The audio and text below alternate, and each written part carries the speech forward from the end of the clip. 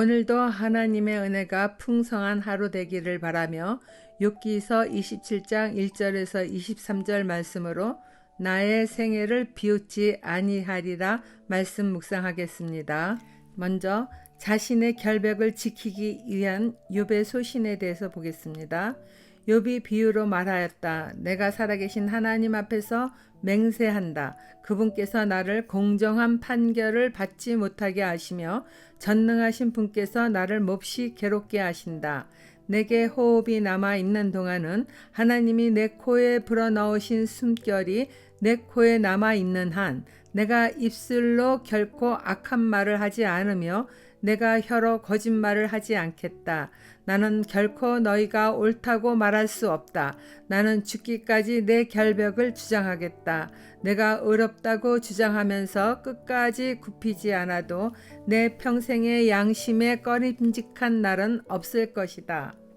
욥의 세 친구들은 욥의 숱한 고통을 보면서도 재앙을 겪게 되는 이유가 전능하신 하나님께 죄를 짓고 돌이키지 않았기 때문이라는 자신들이 주장하는 바를 조금도 바꾸려 하지 않습니다. 그러나 욥은 자신이 재앙을 겪는 이유가 죄의 결과가 아님을 믿고 있기에 세 친구들 못지않게 자신의 생각을 고수할 뿐입니다.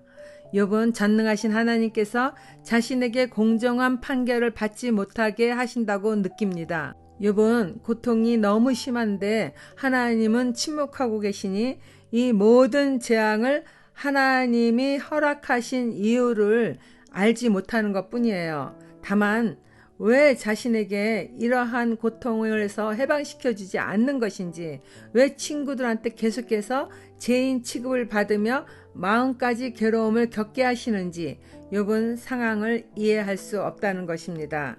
그러나 자신은 결코 악한 말을 하지 않을 것이며 거짓말조차 하지 않는 삶을 앞으로도 살겠고 지금까지 그렇게 살았다고 욥은 말합니다. 욥이 얼마나 철저하게 하나님의 자녀다운 삶을 살았는지 참으로 존경스러울 뿐입니다. 욥은 자신의 결백을 죽기까지 주장하겠다며 친구들의 어설픈 조언에 자신을 억지로 끼워 맞추려 하지 않습니다. 친구들로부터 이 정도 싫은 소리를 들으면은 더 이상 듣기 싫어서라도 겉으로 듣는 척 할 수도 있지만 욥은 이러한 부분에서도 정직한 마음을 지키며 문제를 약화시키려는 술수 따위는 하지 않습니다. 그는 평생에 양심에 꺼림칙한 것은 만들지 않겠다는 각오입니다. 스스로나 남에게 자신의 인생이 비웃음을 당할 일은 전혀 하지 않겠다고 끝까지 소신 있게 말합니다. 적용 질문입니다. 옳은 일을 하다가 비웃음이나 질투를 받게 되면 어떻게 소신 있는 대처를 하게 됩니까? 적당하게 넘어가거나 회피하며 또는 상대방을 미워하거나 끊어내지는 않습니까? 하나님의 도우심을 구하며 회복할 적당한 시간을 기다려 봅니까? 두 번째 단락, 하나님께 원수를 맡기는 욥에 대해서 보겠습니다. 내 원수들은 악한 자가 받는 대가를 받아라. 나를 대적하는 자는 악인이 받을 벌을 받아라. 하나님이 경건하지 않은 자의 생명을 끊고 그의 영혼을 불러가실 때에 그의 희망이란 가연 무엇이겠느냐? 환난이 그에게 닥칠 때에 하나님이 그의 부르짖음을 들어주시겠느냐? 그들은 전능하신 분께서 주시는 기쁨을 사모했어야 했고 그분께 기도했어야 했다. 날더러도 하나님의 응답이 얼마나 큰지 가르치라고 해보아라. 전능하신 분께서 계획하신 바를 설명하라고 해보아라. 그러나 그만두겠다. 이런 일은 너희도 이미 알고 있는 것이 아니냐? 그런데 너희는 어찌하여 그처럼 터무니없는 말을 하느냐? 친구들이 욥을 대놓고 악인이라 말한 것처럼 욥은 자신을 대적하는 원수들이 그 대가로 악인의 벌을 받으라고 직설적으로 말합니다. 욥이 이렇게 단도직입적으로 말할 수 있는 것 또한 자신은 결백한데도 불구하고 자신을 악인이라 말하니까 지금은 하나님이 멀리 계신 것 같이 느껴지지만은 그분은 반드시 죄에 대하여 결백한 자신의 편이 되어줄 것을 믿는 것입니다. 하나님은 반드시 악인들이 받아야 할 벌을 내리실 것이며 그들이 환난을 겪을 때에 하나님께 부르짖어도 때는 늦어서 하나님이 들어주시지 않을 것이라고 말합니다. 욥은 엘리바스가 자신에게 전능자를 기뻐하며 하나님께로 얼굴을 들어야 한다는 충고에 역설적인 조언을 하는 것입니다. 욥이 말하기를 그러한 말을 하는 이들이 전능하신 분을 기뻐하지 않는 자들이며 기도하지 않는 자였다는 것입니다. 그러나 자기는 그들과 달리 말할 수 없는 고통 중에서도 하나님께 대한 믿음과 소망의 확신을 가지고 있다는 것을 강조하며 더 이상 터무니없는 말을 하지 말라는 것이죠. 욥은 지금 당장 하나님의 도우심을 받지 못하고 있어도 그분은 어느 때인가 반드시 자신을 도우실 분인 것을 알고 있습니다. 그러기에 지금 새 친구로부터 받는 고통에 대하여도 하나님이 자신을 대신하여 벌하여 주실 것을 믿고 자신은 직접적으로 그들을 대항하여 싸우지 않겠다는 것을 보여줍니다. 하나님이 자신을 대신하여 악인을 벌하여 주실 것을 믿는 믿음입니다.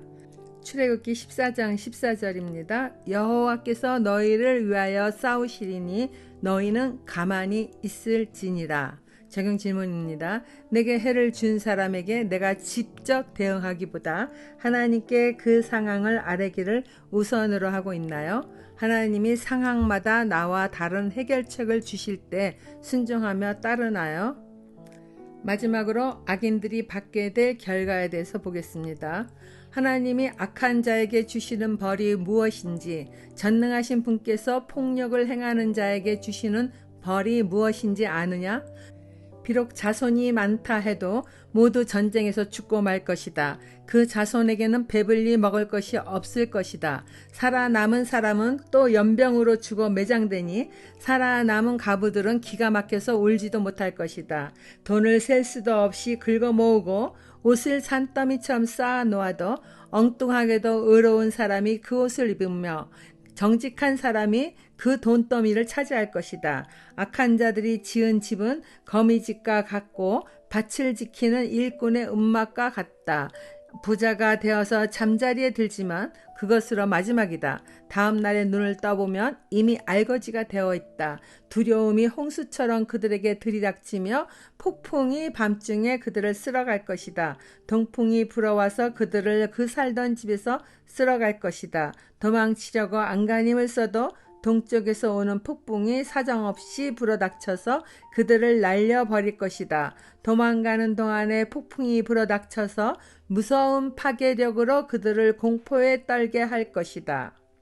욥은 이전에 악인들이 하나님의 심판을 즉시로 받지 않아도 반드시 수월의 심판을 준비하시는 하나님에 대해서 말했습니다. 그러나 빌닷이 또다시 욥의 결백에 대한 반론을 제기하는 말을 듣게 됩니다. 욥기 25장 4절이죠. 그러니 어찌 사람이 하나님 앞에서 의롭다고 하겠으며 여자에게서 태어난 사람이 어찌 깨끗하다고 하겠는가. 욥이 결백한 사람일 수 없다는 빌닷의 이야기입니다. 욥은 새 친구가 자신에 대하여 말한 것처럼 그렇다. 악인들이 받을 정당한 보응들에 대해서 나도 말하겠다는 것이죠. 그러면서 자신은 이미 결백하다고 말했고 친구인 너희들의 말처럼 악인들은 이러한 보응을 받는다는 말을 열거하는 것입니다. 욥은 악인들이 형통한 삶을 사는 것 같아도 그 형통 뒤에는 반드시 받게 될 징벌이 있다고 하는 건데, 첫째는 악인들은 자손이 많다 해도 모두 전쟁이나 연병으로 죽거나 그 자손들은 배불리 먹을 것이 없으며 가부들은 기가 막혀서 울지 못할 정도로 악인들은 후손에게 재앙을 물려준다는 것입니다. 두 번째는 돈을 아무리 셀 수 없을 정도로 많고 또 많은 옷을 가지고 있어도 엉뚱하게 의인이 그 돈을 차지하게 되고 의인들이 그 옷을 입게 된다는 것입니다. 악인들의 재산은 아무리 많아도 그것은 의인들에게 돌아간다는 것이죠. 잠언 13장 22절입니다. 선한 사람의 유산은 자손 대대로 이어지지만 죄인의 재산은 의인에게 주려고 쌓은 것이다. 그리고 마지막으로 악인들은 두려움이 홍수처럼 들이닥치며 폭풍과 동풍의 모든 것을 쓸려 도망치려 해도 모두가 날아간다 합니다. 그들은 이처럼 두려움 속에서 멸망의 날을 맞이하게 된다는 것입니다.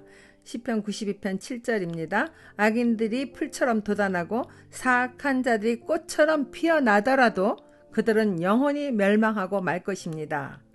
이번 평생을 하나님을 경외하는 의인으로 살아온 자존감으로 인해 친구들의 은근한 조소와 비난에도 전혀 흔들리지 않으며 오직 살아계신 하나님을 의지하는 마음을 붙잡고 있습니다. 그는 현실에서 고난을 만난다 하여도 하나님의 공의를 믿는 믿음의 사람인 거예요.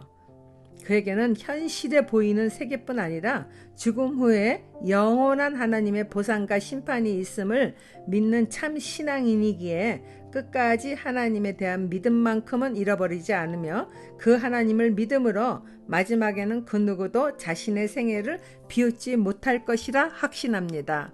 적용 질문입니다. 지금 내가 부족할지라도 전능하신 하나님을 믿는 믿음을 붙잡고 살아가는 나에 대하여 그 누구도 비웃는 일이 없도록 주께서 함께하여 주실 것을 믿으십니까? 기도하겠습니다. 하나님 아버지, 사도 바울처럼 내가 자랑할 것은 오직 나를 대속하여 구원해 주신 예수 그리스도 뿐입니다.